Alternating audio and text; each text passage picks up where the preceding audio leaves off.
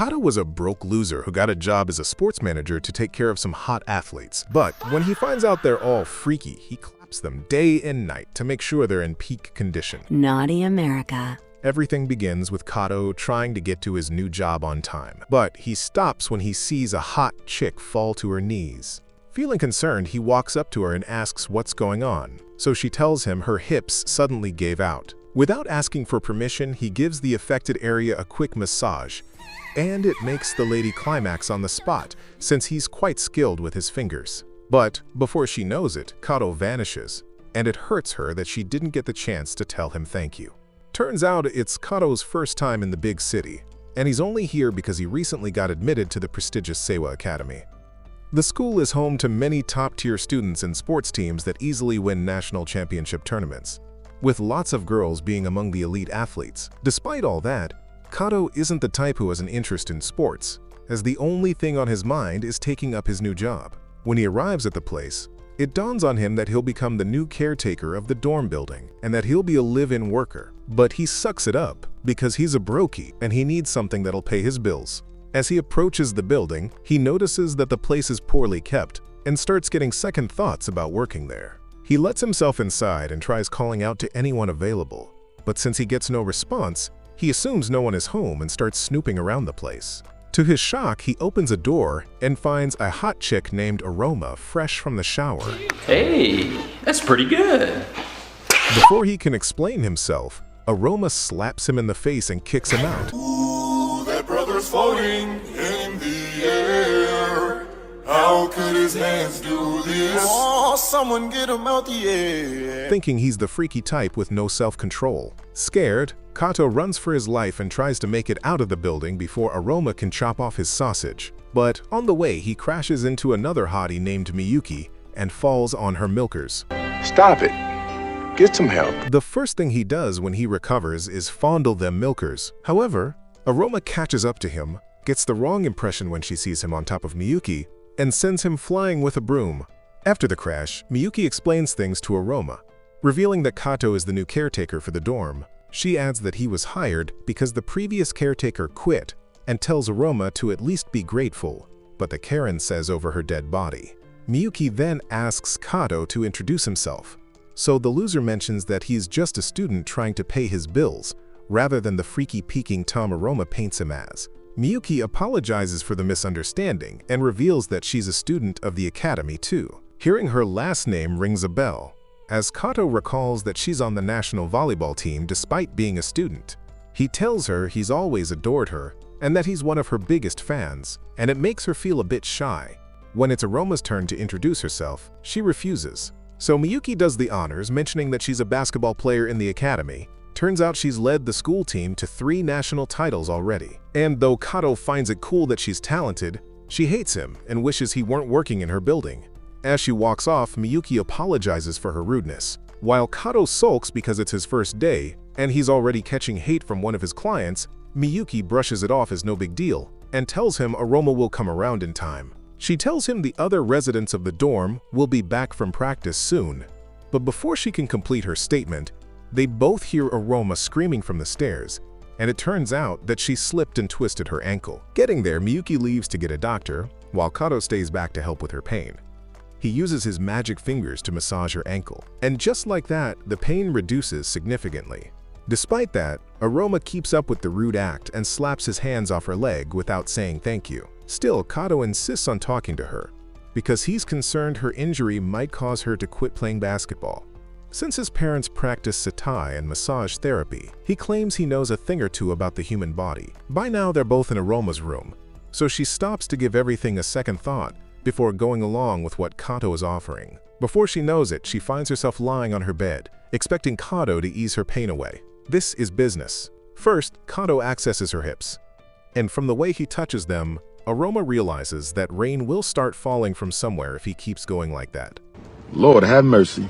We must stay focused, brothers. We must stay focused. When she complains about it, Kato tells her that her muscles around her hip area are stiff, and it might lead to a serious injury if left unchecked. Shocked, Aroma wonders how he knows about that just from a single touch. So she decides to rely on him a bit more because she feels he might help her stay fit. When she allows him to touch her, he begins with her legs and leans in to flex them multiple times.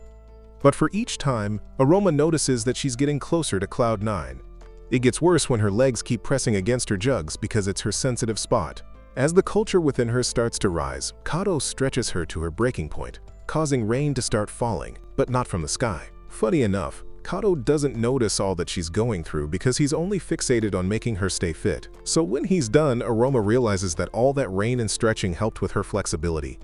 So she thanks Kato for everything. Deep down, she feels bad thinking she'll need to slow down on training because of her condition. But Kato tells her he never mentioned that. He gets carried away and holds hands with her, asking her to let him take care of her body and keep her at peak performance. Give it to me! Give it to me! Give it to me! Give it to me! Just give it! But Aroma slaps his hands off, thinking he wants to use the massage thing as a means to smash. Soon his father's friend shows up, and it turns out he's the chairman of the academy. The dude introduces Kato to all the chicks in the dorm and tells them to be good to him. Miyuki takes over and introduces the other girls to Kato, beginning with herself, then Aroma, then Izumi from the swim team, Ayaba from the soccer team, and lastly, Chio from the table tennis team. After that, Kato tries to chat with the girls, but their reactions only end up scaring him off. Seeing this, the chairman explains that the girls can be a little difficult to work with and warns Kato to be careful. After all, the previous caretaker only lasted a single day. He then reminds Kato about their deal regarding the scholarship, making it clear that it will be revoked if he quits his job. Finally, the chairman emphasizes that Kato's only chance to earn a scholarship to medical school depends on him taking care of the girls and ensuring they graduate from the academy in top mental and physical condition. Hearing this leaves Kato stunned, but with no other option, he agrees to the terms. The following day, Kato takes time to study his job description to know what he's supposed to do. After reading everything, he realizes he can cope with his new job, since he's already used to doing chores for his parents. First, he starts with cooking breakfast, and once he serves the girls their meal, Aroma gets pissed because he's joining them to eat at the same table. Miyuki tells her she invited Kato to join them, and she did it because she wants everyone to get along with him since they're in the same academy. Regardless, Aroma says she can't stand eating with Kato because of what happened yesterday.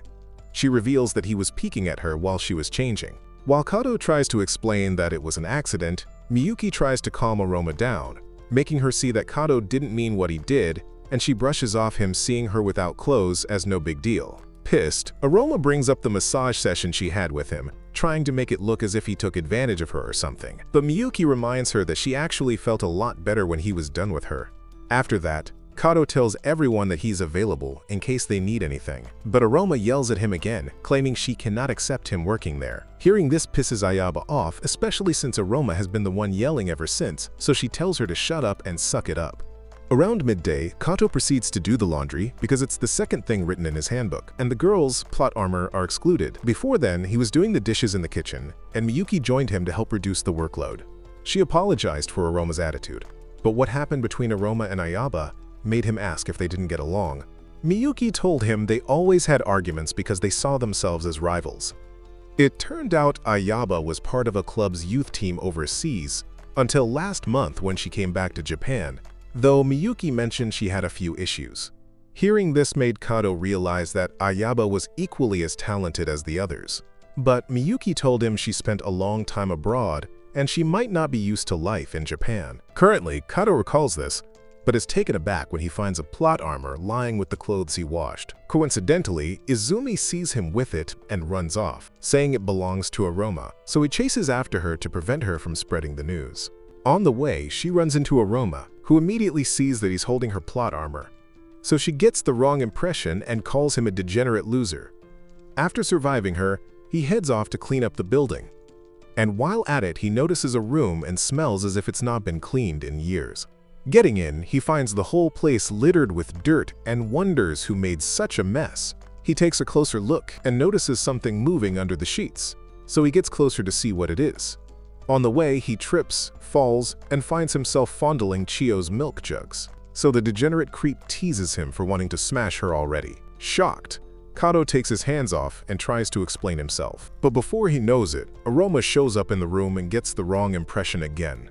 This time, she promises to teach him a lesson and decides to summon everyone to an emergency court session. Here, Aroma places Kato in the spotlight, accusing him of stealing her plot armor, peeking at her while she was dressing up, and attempting to smash Chiyo without consent. To make things worse, Chiyo claims she was assaulted, which makes Aroma decide to fire Kato and kick him out of the house. Surprisingly, Ayaba steps up for Kato, explaining that the peeking incident, the mix-up with the laundry, and even the situation with Chiyo were all accidents. Aroma gets furious after hearing this because Ayaba has ruined her plans to get rid of Kato, while Kato wonders why Ayaba stood up for him. As for Miyuki, she tells Aroma to apologize to Kato for falsely accusing him, and after some hesitation, Aroma finally summons the courage to do it. With that settled, Kato finally gets a breather and retires to his room after finishing all his work. It bothers him that he almost got fired on his very first day, but he can't help wondering why Ayaba defended him. Suddenly, Ayaba shows up in his room, and although he's shocked to see her there, the first thing he does is thank her for saving his job. However, Ayaba takes advantage of the situation by telling him he's indebted to her, and she wants him to pay her back by doing whatever she says. Kato takes a look and realizes this was what Columbus saw when he first came to America. Leave me alone!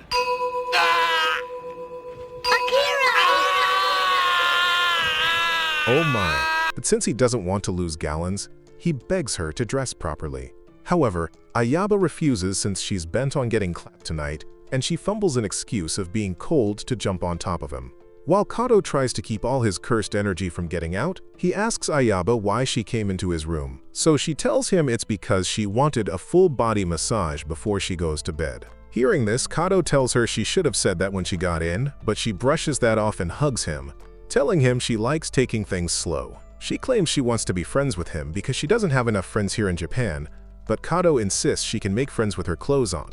Oh, brother, this guy stinks! After that, she lies still for Kato to massage her back, and she's amazed by how good he is. Without him doing too much, she gets a bit sensitive and starts wishing she had a certain object to ease herself. But another touch from Kato's magic fingers makes her climax on the spot. With that, Kato ends their massage session and walks out to set a room for her to stretch. But as he leaves, Ayaba gets furious because he didn't fall for her despite all her seduction attempts.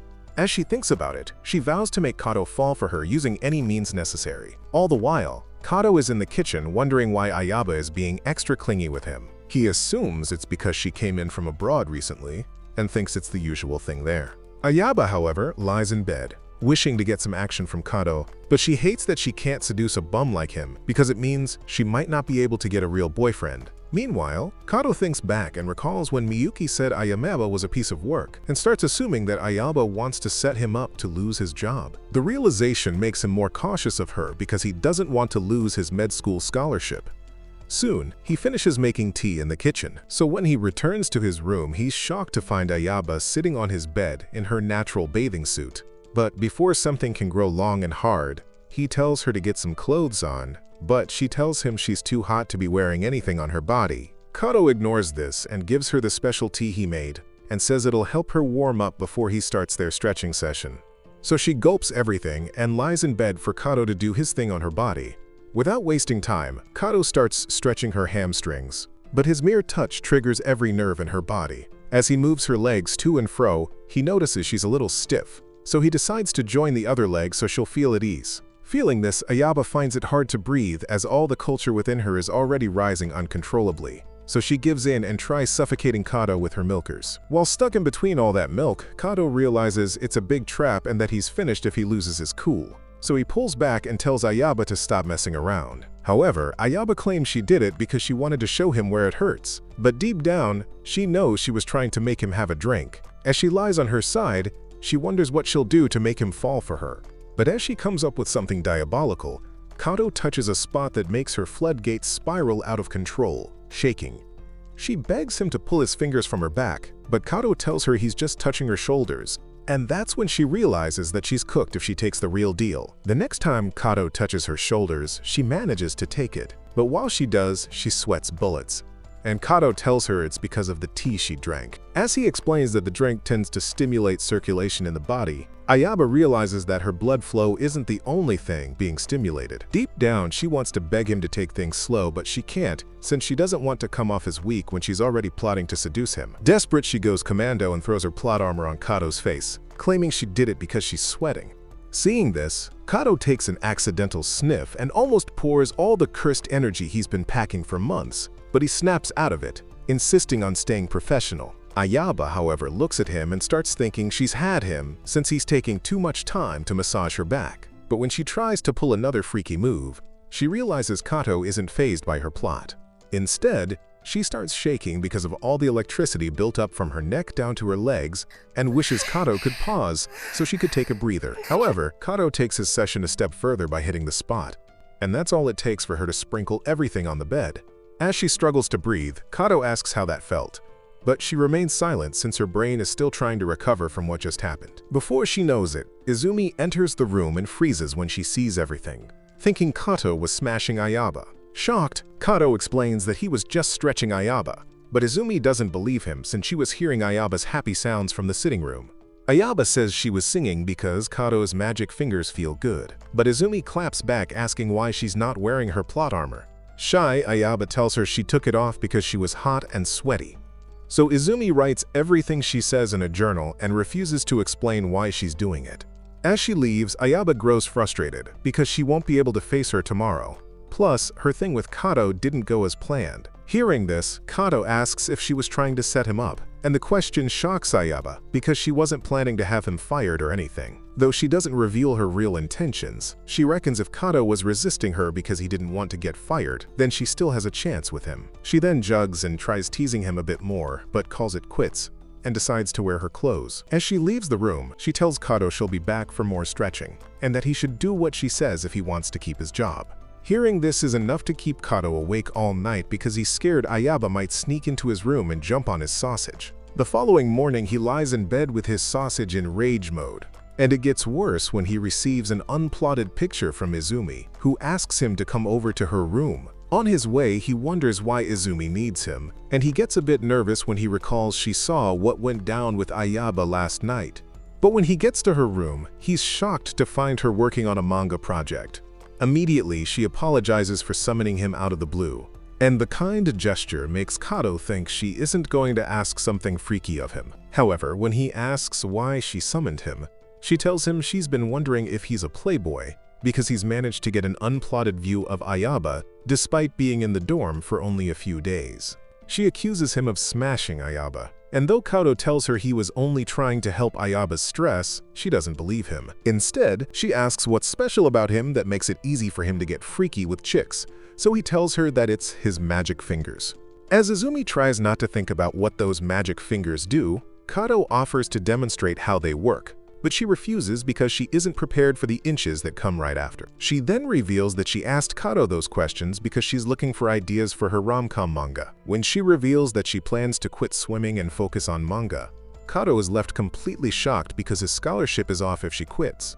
Curious, he asks why she wants to quit, so she tells him it's because she's not good enough. She wants to quit if she doesn't win a small competition coming up the next day, because she believes she wouldn't fare well in big games if she doesn't perform well in small competitions like that. After hearing this, Kato settles to see how well Izumi performs during swimming practice, and after watching for like 10 minutes, he realizes she's got potential. Afterward, he decides to make her his pet project and shows her a weird-shaped hand lotion which he'll use to massage her body. Seeing this, Izumi freaks out because she's not exactly sure how he wants to use the lotion. A while later, she waits for Kato in the locker room, and when the dude shows up, he tells her to lie flat so he can do his thing. Izumi agrees, but before bending over, she makes it clear that she isn't going to fall for him like Ayaba did. As the massage session begins, Izumi gets scared and asks Kato why he's using hand lotion. So he tells her it's a scented baby oil and not hand lotion. He claims that the baby oil has a unique scent that helps relax the nerves, relieve stress, and reduce anxiety. Hearing this, Izumi sniffs it so she's sure she isn't getting drugged or something, and she realizes the baby oil smells nice. Right after, Kato places a bit of the baby oil in his palm and spreads it around Izumi's body, beginning with her arm. However, since it's Izumi's first time with him, her heart and something else begin throbbing, and she realizes he wasn't playing when he talked about his magic fingers. It gets better when Kato massages her palm, but she begins to lose touch with her body the moment Kato gently massages her shoulders. Just like that, something on her chest begins to get hard. But since she can't exactly beg to get tied up and clapped, She holds down all the culture that's rising up her legs until she stops shaking. Eventually, Kodo finishes the massage session. And as he pulls his fingers away from her, she realizes all the pressure points in her hands, legs, and head have been stimulated. However, Kodo tells her that those pressure points he fiddled with won't be enough to get rid of her anxiety because her mind is always fixated on lots of things whenever she's swimming. He then advises her to clear her mind before any race, but since that can't be helped, he offers to give her one last massage. That'll do the trick. However, he feels skeptical about it because the target pressure point lies on her milkers, leaving Izumi completely shocked. And in the meantime, while the swimming coach is excited that Izumi beat her personal best in yesterday's swimming contest, the school's vice principal shows up asking about Izumi. However, when the coach tells her Izumi is off with Kodo, she starts getting suspicious and aims to see what they do behind closed doors. Back in the room with Kodo, Izumi recalls that she lost her spark for swimming because she was weighed down by other people's expectations.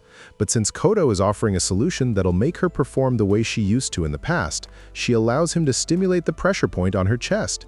Immediately, Kodo takes some of the baby oil and deeply massages the center of her chest, trying to activate the targeted pressure point, and it makes Izumi start shaking. While at it, Kodo makes sure to avoid her milkers. But at some point, Izumi notices that he's holding back and tells him to give her everything he's got.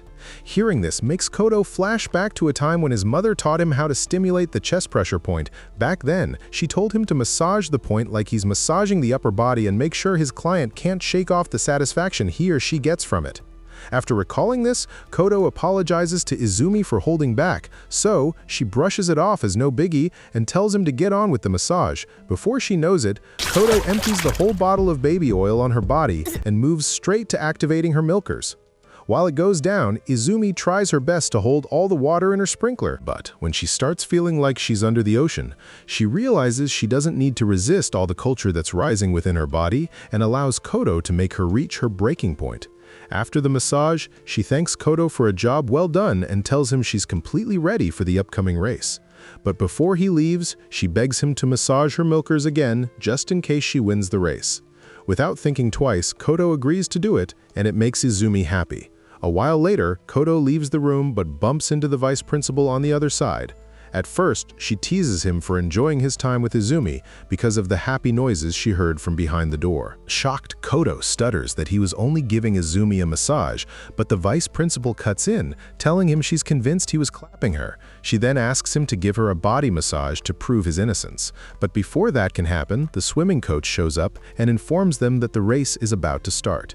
Hearing this, the lady decides to walk away, but not before telling Kodo that even if he's backed by the chairman, she'll find a way to kick him out of the school if he's dating any chick. Kodo, although shocked, walks out of the building a bit relieved that he isn't clapping or dating anyone. Oh, it means he's safe from the crazy vice principal. The following day, while Izzy shows up to train, one of her colleagues compliments her for winning yesterday's race. Anshi then asks about her secret, begging to benefit from it. But the mere thought of Kodo giving her a body massage makes Izzy jealous, and so she refuses to spill the beans. Later that evening, she gets excited over the fact that she beat her personal best again and takes some time off to focus on drawing Kodo's face. Out of nowhere, Kodo shows up and whispers compliments in her ear for performing well in her last race.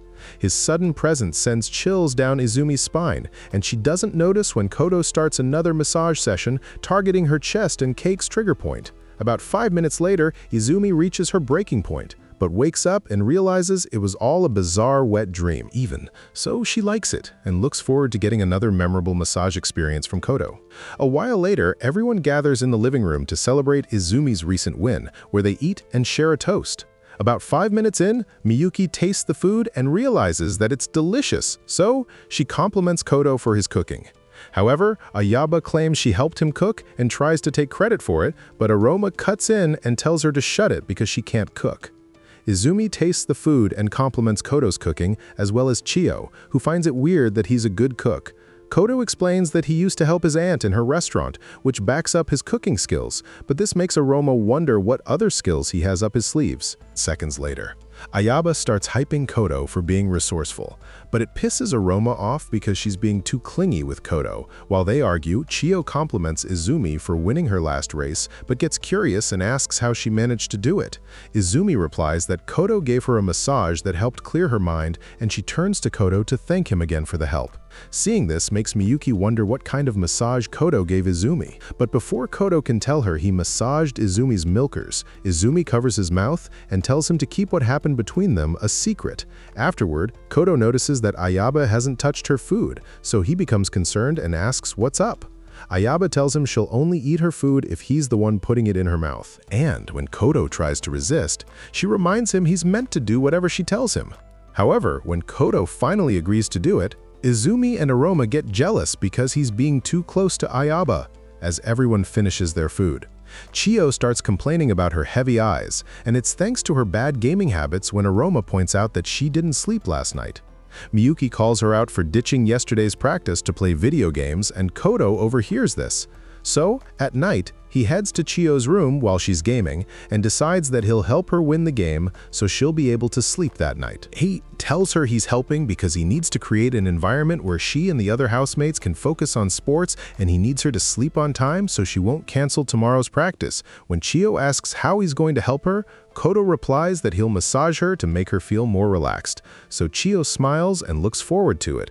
However, her face changes when Kodo mentions that he'll be massaging her armpits because she's extremely sensitive in that part. As Kodo walks over to her bed to set it up for their massage session, he realizes she hasn't cleaned her room in decades and calls her out for it.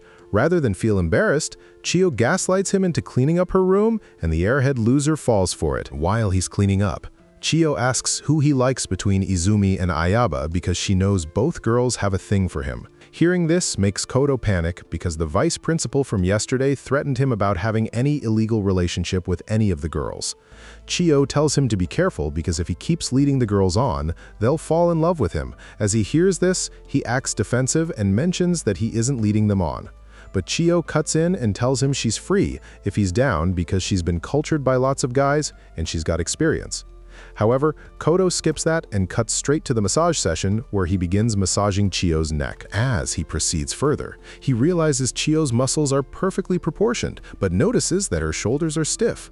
As a result, he tells her to lie on her side and proceeds to massage her armpit. But when he stretches her out, she starts laughing because she's ticklish there. However, she starts complaining when Kodo focuses on a spot because she's in pain. Kodo tells her he isn't being hard on her and that she's only feeling pain because he's massaging a spot that can relieve the tension in her neck and shoulder. Chiyo complains that she can't stand the pain, but Kodo counters and tells her he knows she wants to quit her gaming habit. 80 tells her he's aware she takes her physical fitness seriously because she's blessed in the front and back with nicely shaped muscles in the right areas, and that no one can maintain such a summer body without consistent training. He also mentions that he knows she can't quit gaming because she is naturally competitive and wants to win, so he compliments her for it. However, he begs her to bear with the massage pain a little, at least until he's done. Chiyo tells him she's down to go if he doesn't make it hurt so much. But Kodo straight up tells her she'll scream, and it makes her freak out. Anchi becomes uncomfortable when she notices Kodo smiling for no reason and thinks he's enjoying her pain, like some sadistic perv getting off on her agony. However, she calms down when she recalls that Kodo has helped Ayaba and Izumi before and figures that nothing can happen between them since he's not her type. As a result, she jumps on the bed, confident she can take anything Kodo dishes out. But the moment Kodo starts massaging her again, she starts yelling that she can't take it. It gets so bad that she feels as if she's being tied up and clapped on a cross, but it all calms down when Kodo finishes with one arm. While she's catching her breath, Kodo proceeds to the next arm and she begins to feel electricity coursing through her body. However, as she nears her limits, she decides she won't give up and tries her best to hold back the urge to scream.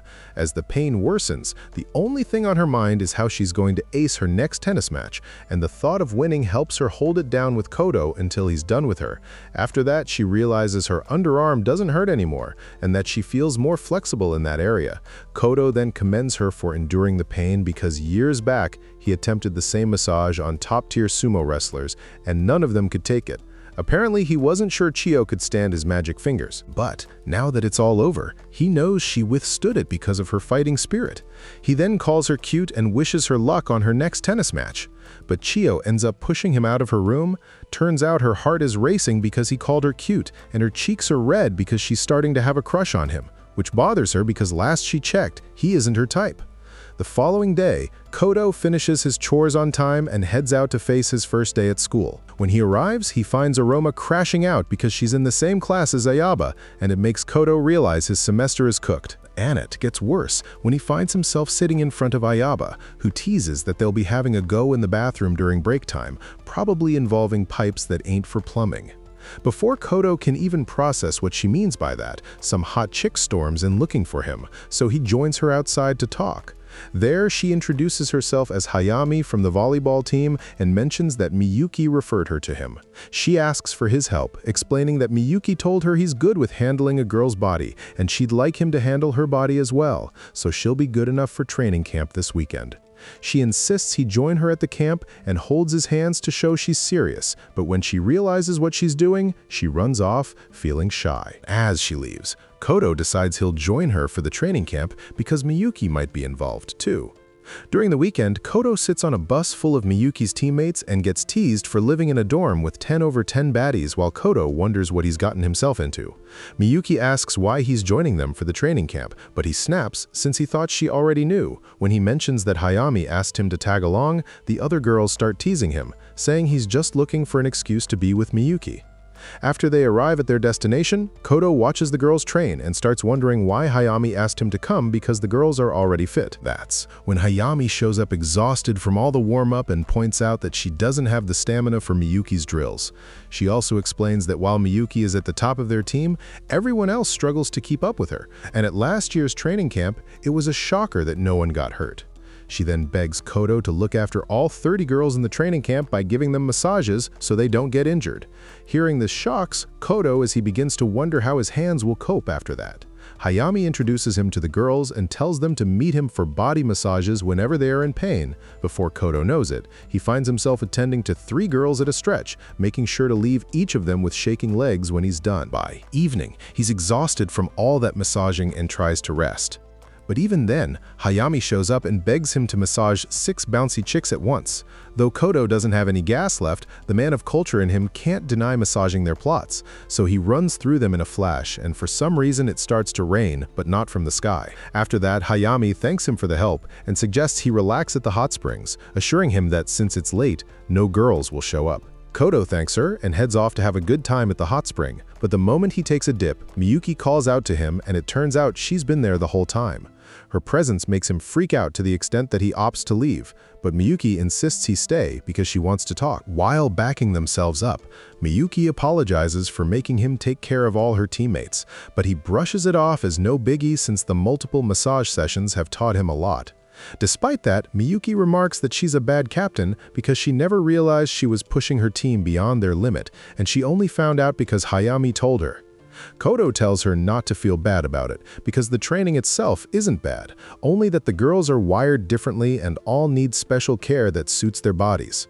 He then comments on how amazing Miyuki is and tells her not to see herself as a bad captain, but to be grateful that she has a reliable vice captain like Hayami to rely on. He also tells her to rely on him when the need arises, but he begins freaking out when he realizes he can see Miyuki's milk jugs. Miyuki smiles at his reaction and calls him a sweet darling, then offers to massage him since he's had a long and hard day. At first, Kodo freaks out because his blicky is getting stiffy, but he calms down and agrees to teach Miyuki how to perform a massage, though he prefers being blindfolded for obvious reasons. Give it to me! Give it to me! Give it to me! Give it to me! Just give it! Damn! At the start, he tells Miyuki how to stretch his arm, and when she does, he begins to feel soft pillows on his back, which makes him realize that she's a natural. As time goes on, Kodo teaches her how to stretch his back and is surprised at how good she is, even though it's only her first time. As a result, he lets her handle a more complex massaging technique where she stretches Kodo's arm. While she's at it, she subconsciously jiggles her bells because of how fast she's going. But Kodo isn't privileged to see it since he's blindfolded. No, no, no, no, no, no, no. Wait. For the next massage technique, Kodo tells her to interlock his arms so she can target the muscle group around his shoulder. When she does it, Kodo realizes that her handling is top-notch because she can control her strength. It gets even better when Kodo begins to feel her milk jugs, and he wishes he could stay in that position for the rest of his life. After a while, Miyuki completes the arm stretch. So, Kodo tells her he'll need to lie down for the next massage, since there's no proper bed at the hot spring. Miyuki suggests that he improvise with a bench, and Kodo agrees, though he feels like he's making her do too much. While he lies on the bench, Miyuki massages his back, and it takes a lot for him to hold himself back from making happy sounds. As he realizes she's better than he expected, he decides to teach her a more advanced massage technique so she'll use it on him. He tells her to lie down on the bench and begins touching different points on her back that will help with muscle coordination and better physical performance. He starts from her lower back, moves to her side, and then finishes with her upper back and shoulders. Kodo switches places with Miyuki to allow her to use the advanced technique on him. Before she starts, she notices that Kodo's muscles are finely defined and begins falling for him because he's fit. But she snaps out of it because she needs to stay focused. Lord have mercy. We must stay focused, brothers. We must stay focused. About 5 seconds into the massage, she gets exhausted because she's putting too much pressure on her thumbs. So Kodo advises her to put her body weight behind her thumbs and try again. As she does that, she realizes the massage is easier on her part, while Kodo is merely seconds away from timing out because her fingers are so good. He then admits that her massage skill is pure talent and wishes he could get a private massage session from her, but he smashes the thought so he doesn't end up paying child support. Soon, Miyuki finishes the massage and Kodo tells her she was perfect. Einhee then suggests he massage her to return the favor and relieve her stress, and tells her to sit so he can figure out the areas that need his touch. Since he's blindfolded, he relies on touch to figure out where to focus, but in the end, he doesn't detect any fatigue built up on Miyuki's body. Miyuki admits that she's never felt tired after a day's training session and claims it's because she does intensive stretching after practice. Hearing this makes Kodo realize that she knows her body very well, and he tells her to go to bed since she doesn't need a massage. Although she replies that she wants his magic fingers, Kodo passes up the opportunity to smash and insists she go to bed instead.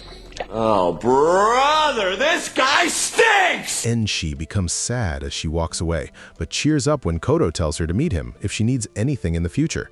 A few days later, Kodo and Miyuki leave the training camp and head back to the dorm after hearing that Aroma had an accident. When they arrive, they see Aroma with a sprained ankle and learn it'll take about 2 weeks to heal. Kodo freaks out realizing the injury is serious, but Miyuki is a bit relieved since Aroma will still be able to make it to her upcoming basketball tournament soon. Ayaba shows up and annoys Aroma by teasing her about not wanting to rest in bed. Before Miyuki leaves, she begs Kodo to keep an eye on Aroma, warning that she might be tempted to train despite her injury. And the following day, after finishing his chores, Kodo checks on Aroma to make sure she's resting in her room. Aroma tells him he doesn't need to watch her every second and assures him she has no plans to leave the dorm to train. She also mentions that she's been following Kodo's advice and taking it easy on her training to prove she's telling the truth. She insists that Kodo give her a quick massage to see if her body is stressed. Before starting, Kodo asks if she's feeling pain anywhere, and she replies that she feels great. Shocked, Kodo eagerly begins the massage to confirm for himself and realizes that Aroma's claims check out. Since she's in peak condition, he suggests giving her a normal, relaxing massage to help her unwind. Einhee agrees, and he leaves to bring what he calls his secret weapon, which turns out to be flavored incense. When Aroma asks about it, he claims it's to help her relax.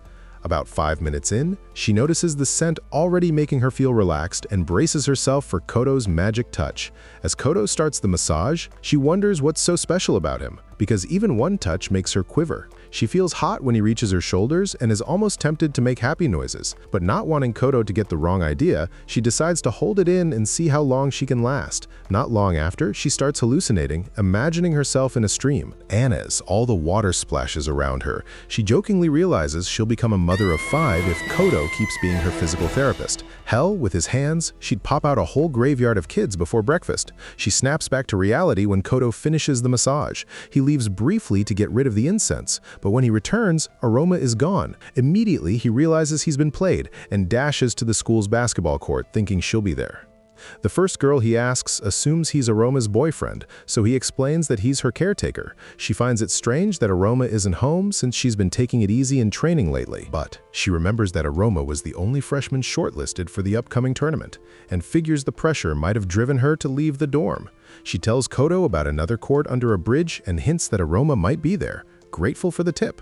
Kodo sprints off, blaming himself for Aroma's behavior and feeling he should have had a proper conversation to understand what she's going through. Soon he reaches the bridge and finds Aroma sitting alone, deep in thought. Seeing that she's been found, Aroma apologizes for sneaking out of her dorm, but she insists she didn't come here to train. Apparently she snuck out to get some fresh air, and she had to do it because she knew Kodo wouldn't let her. Kodo feels bad after hearing this, but Aroma tells him not to blame himself for anything. Thinking back, she recalls she was an underachiever before she met Kodo, and it was thanks to his massage and advice that she started taking care of her body. It helped her a lot, and she started to see crazy improvements while playing basketball, which got her handpicked for the upcoming tournament. However, it's all gone because of her injury, and she's back to square one. She sheds tears while narrating this and even asks Kodo what she can do to get out of her situation. Kodo takes pity on her and offers to check out her backbone and backyard to see if there are any faults. Aroma agrees and lies on a bench, waiting for Kodo to do his thing. But the moment he starts touching her back, she wonders why her body is on fire. About 2 minutes in, Kodo tells her she needs to start training again to get back to her peak condition. Aroma protests against this because her doctor warned her to rest, but Kodo insists she trained to help maximize her strength and minimize her weakness. He believes her performance issues stem from her core and flat backyard, so he suggests harmless exercises that will target these specific areas. Hearing this, Aroma tells him she'll have to take 2 weeks off sports if she goes with his plan, and she might be rusty in basketball when she returns. Although Kodo agrees to this, he tells her that getting her backyard fat will help with her physicality and improve her performance on the pitch. And deep down, Kodo feels bad that he didn't know what Aroma was going through on the pitch, so he promises to do better, offering to be her physical and emotional support system. He then begs Aroma to trust his guidance one more time, and Aroma accepts, seeing how genuine he is. She also tells Kodo to call her by her first name since they've gotten closer, but it shocks Kodo, since privileges like this usually end with some clapping. Over the next 2 weeks, Aroma implements all the exercises Kodo showed her, and on the last day, she notices that her backyard is bigger than Taylor Swift's on her way to school.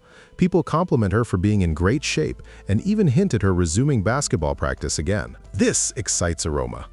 But her smile gets flushed down the toilet when 3 hot chicks arrive and start talking to Kodo.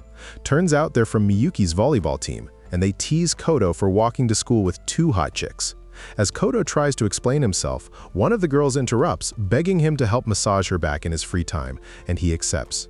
Meanwhile, Aroma is burning with jealousy because he's being chatty with chicks bouncier than her. Although Kodo says the girls are from Miyuki's volleyball team, Ayaba and Aroma snap at him for entertaining such hotties. All of a sudden, the vice principal shows up and starts questioning what they're up to. The vice principal immediately thinks Kodo is doing something freaky and demands that he meet her in private after school. As she leaves, Ayaba and Aroma wonder what Kodo must have done to piss her off because getting summoned in private doesn't end well. Later that day, after Kodo is done with classes, he heads off to see the vice principal but notices that their meeting point is suspiciously quiet. When he meets the vice principal, she tells him she's heard rumors about him, making all the girls in school feel good thanks to his magic fingers. Deep down, Kodo wonders what she wants from him, but almost times out when the woman's top starts taking damage. Apparently, she wants a taste of his magic fingers and plans to use the massage session as a means to make him do something stupid. But to her shock, Kodo sees her milkers and acts like his sausage is on vacation. He then proceeds to massage her shoulders and doesn't realize that what he's doing is making the vice principal lose her mind. While he's at it, the woman tries her best to avoid making happy sounds, but she starts jiggling her bells to tempt Kodo, hoping to expel him the moment he bites. However, rather than fondle the obvious, Kodo ignores it and points at her back, emphasizing that her sitting posture is bad, and he feels her back aches. Hearing this shocks the vice principal, as she wonders how Kodo found that out from just an ordinary shoulder massage. Kodo tells her it isn't the first time he's treated her, and it turns out that she's the lady he treated on the road when he first got to this city. Kodo claims he doesn't forget anyone he touches, and it's thanks to that he could quickly figure out what's wrong with her. He then offers some stretching exercises to help reduce tension in her back, but she refuses and leaves the room outside.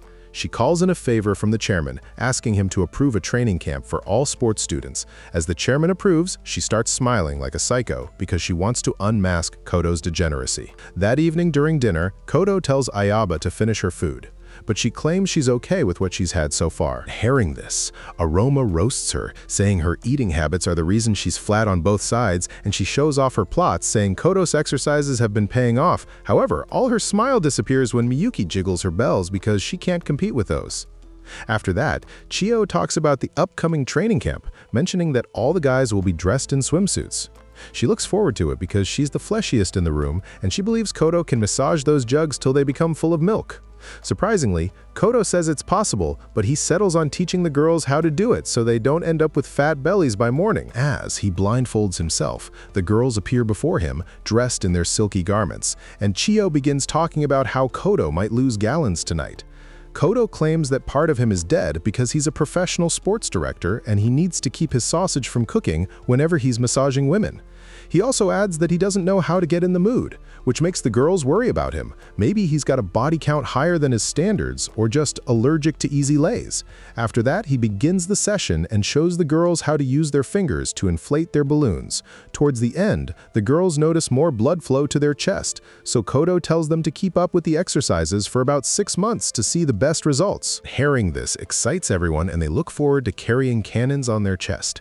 That's the end of today's video. If you stayed until now, comment down below sweet plot and leave a like if you want part 2. Don't forget to subscribe to the channel and check out the next video. It might just be your new favorite anime recap.